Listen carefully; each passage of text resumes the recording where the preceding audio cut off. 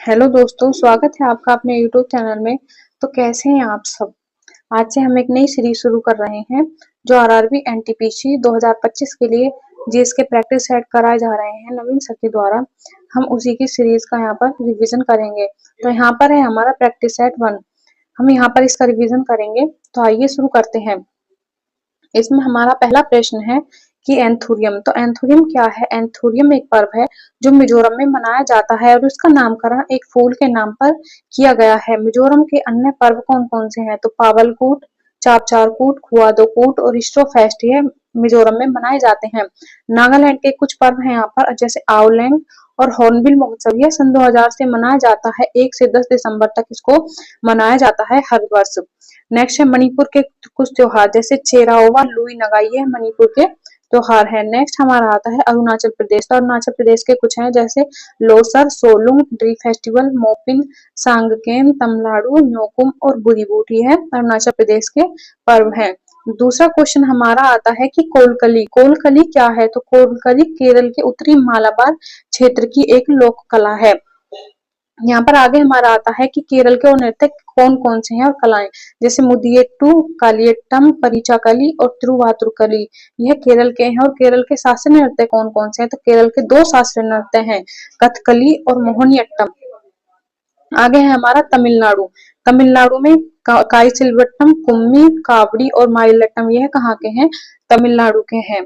Next हमारा question आता है, तीसरा क्वेश्चन है हमारा कर्नाटक संगीत की त्रिमूर्ति। कर्नाटक संगीत की त्रिमूर्ति किसे माना जाता है। तो त्यागराज, मुथुस्वामी दीक्षितर और श्यामा शास्त्री को कर्नाटक संगीत की त्रिमूर्ति माना जाता है।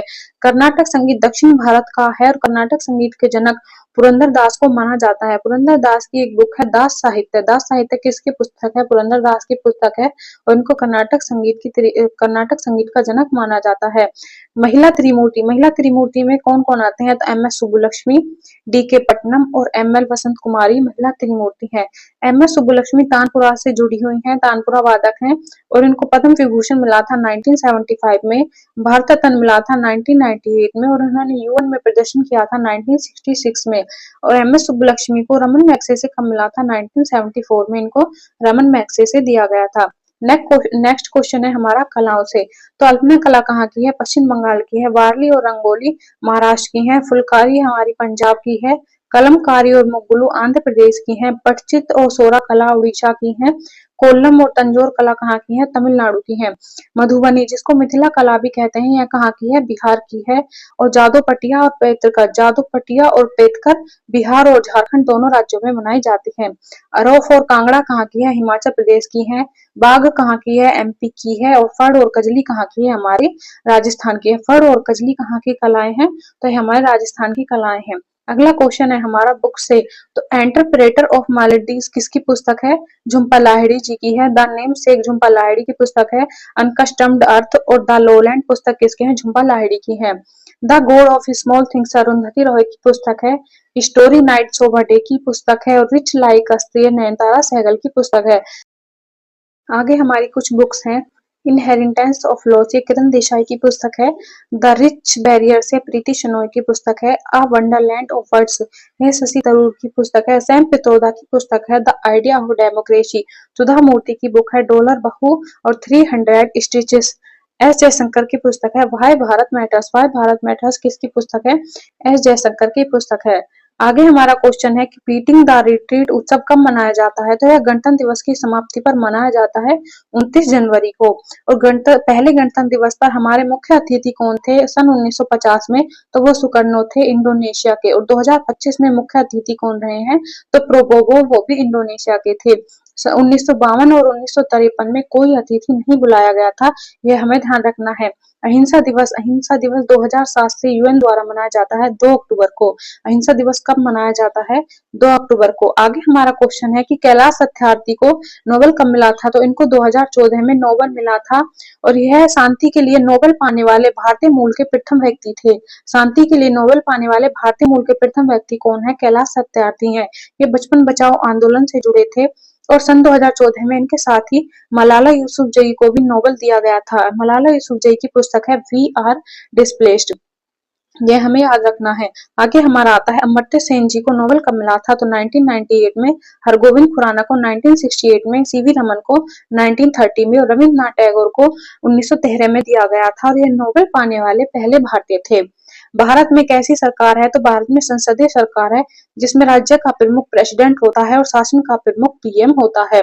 आगे हमारा आता है कि भारत भारत अर्धसंघात्मक है और राज्यों का संघ है। तो भारत क्या है, भारत राज्यों का संघ है। आगे हमारा क्वेश्चन है कि संविधान सभा की प्रथम बैठक में 9 दिसंबर 1946 को अध्यक्ष किसे बनाया गया था, तो अध्यक्ष सच्चिदानंद सिन्हा जी को बनाया गया था जो पहले अस्थायी अध्यक्ष थे।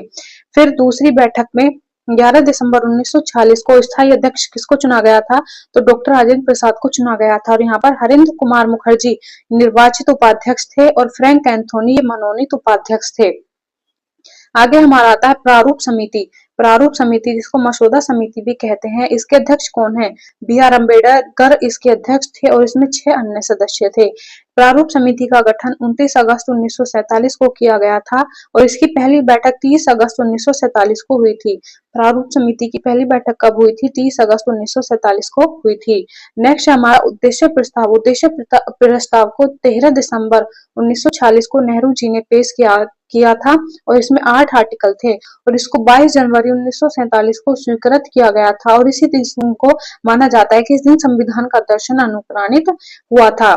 आगे हमारा डीपीएसपी। डीपीएसपी आर्टिकल 36 से आर्टिकल 51 में है और भाग 4 में डीपीएसपी है। डीपीएसपी को आयरलैंड के संविधान से लिया गया है और आयरलैंड के संविधान से और क्या लिया गया है, तो 12 सदस्यों का राज्यसभा में जो नॉमिनेशन होता है वो आयरलैंड से लिया गया है।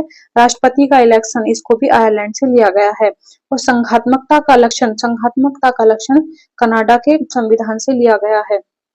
आगे हमारा आता है यूएसएसआर। यूएसएसआर से क्या लिया गया है, तो मौलिक कर्तव्य जो वर्तमान में हमारे 11 हैं, पंचवर्षीय योजना, प्रस्तावना में न्याय का आदर्श, ये हमारा यूएसएसआर से लिया गया है।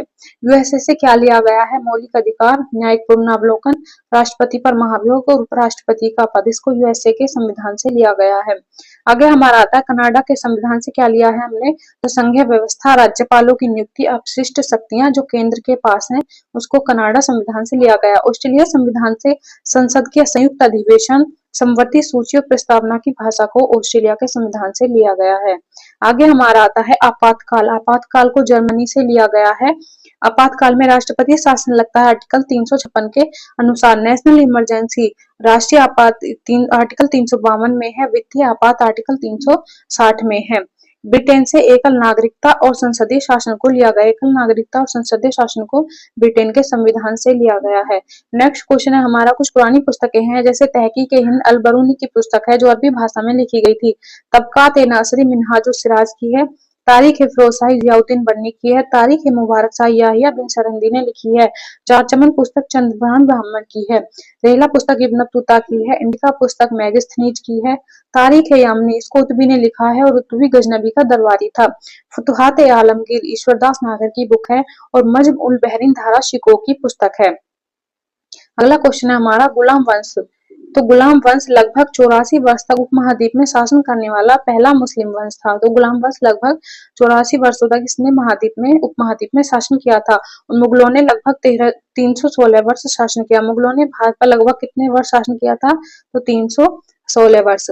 आगे हमारा आता है दिल्ली सल्तनत के वंश। तो इसमें पहला हमारा आता है गुलाम वंश जो 1206 से 1290 तक था और इसके संस्थापक ऐबक था। ऐबक का शासनकाल 1206 से 1210 माना जाता है। खिलजी खिलजी 1290 से 1320 तक गद्दी पर रहे और इनका खिलजी वंश का संस्थापक था जलालुद्दीन खिलजी जो 1290 से 1296 तक गद्दी पर रहा। अगला वंश है तुगलक वंश जो 1320 से 1414 तक था। इसके संस्थापक थे गयासुद्दीन तुगलक जो 1320 से 25 तक गद्दी पर रहा। सईद वंश 1414 से 1451 था। सईद वंश के संस्थापक थे खिज्र खां जो 1414 से 21 तक गद्दी पर रहा। और पांचवा वंश है हमारा लोधी वंश जो 1451 से 1526 तक गद्दी पर रहे और इसके संस्थापक था बहलोल लोधी। बहलोल लोदी लोदी वंश का संस्थापक था। अगला क्वेश्चन है हमारा एकता प्रणाली। एकता प्रणाली की शुरुआत इल्तुतमिश ने की थी। इल्तुतमिश को मकबरा शैली का जनक माना जाता है। इसने पहला मकबरा सुल्तानगढ़ी का मकबरा बनवाया था। कुतुब मीनार का निर्माण इल्तुतमिश ने कराया, जिसकी ऊंचाई लगभग 73 मीटर है। इल्तुतमिश ने तुर्क चहलगानी का गठन किया, जिसमें 40 सरदार थे। इसने जीतल मुद्रा जो कॉपर की थी और टंका जो चांदी की थी सिक्के चलाए। इसके समय पर चंगेज खान ने ट्रांसअक्सियाना को 1219 में जीता था और 1221 में उसने भारत पर आक्रमण किया था, जिसको इसने अपनी चतुराई से दमन कर दिया था और इसकी मौत, चंगेज खां की मौत 1227 में हुई थी। आगे हमारा अलाउद्दीन खिलजी। अलाउद्दीन खिलजी के कार्य, तो इसने अलाई मीनार बनवाई थी, जिसे कुतुब सीरी कहते हैं, जिसकी ऊंचाई 24 मीटर है। सीरी का किला अलाउद्दीन खिलजी ने बनवाया था। हौजे खास अलाउद्दीन खिलजी ने बनवाया और अलाई दरवाजा जो कुतुबुल इस्लाम मस्जिद का दक्षिण दरवाजा है, उसको अलाउद्दीन खिलजी ने बनवाया था। आगे है आकाशगंगा की निकटतम स्पाइरल गैलेक्सी कौन सी है? तो एंड्रोमेडा गैलेक्सी या देवयानी गैलेक्सी है। इसका आकार सर्पिलाकार है। इसको M31 भी बोलते हैं। आगे है big bang theory. Big bang theory किसने दी थी? तो big bang theory George Lemaître ने 1927 में दी थी। इसमें इन्होंने बताया था कि ब्रह्मांड लगभग 13 बिलियन ईयर्स पुराना है और ब्रह्मांड का अध्ययन कॉस्मोलॉजी कहलाता है। ब्रह्मांड का अध्ययन क्या कहलाता है? कॉस्मोलॉजी कहलाता है। और शिकारी तारामंडल किसको माना जाता है? तो ओरियन को शिकारी तारामंडल माना जाता है। आगे हमारा क्वेश्चन है सूर्य के सूर्य के बाह्यतम क्षेत्र को क्या कहते हैं? तो सूर्य के बाह्यतम क्षेत्र को क्या कहते हैं? इसको कोरोना या क्रीब कहते हैं, जिसका तापमान लगभग 6000 डिग्री सेल्सियस होता है और सूर्य का आंतरिक तापमान 1.5 करोड़ डिग्री सेल्सियस होता है। फोटोस्फीयर या सूर्य की चमकती सतह को कहते हैं। फोटोस्फीयर क्या है? सूर्य की चमकती सतह है, जिसका ताप लगभग 5500 डिग्री सेल्सियस होता है। सूर्य में कौन कौन से तत्व पाए जाते हैं? तो सूर्य में पाए जाते हैं तत्व हाइड्रोजन जो 71% होता है, हीलियम 26.5% और अन्य गैसें 2.5% पाई जाती हैं। कौन से दो ग्रह हैं जिन ग्रहों का कोई चंद्रमा नहीं है? तो बुध और शुक्र। बुध और शुक्र इन दोनों का ही कोई चंद्रमा नहीं है। बुध और शुक्र का कोई चंद्रमा नहीं है। तो आज की क्लास में था इतना ही।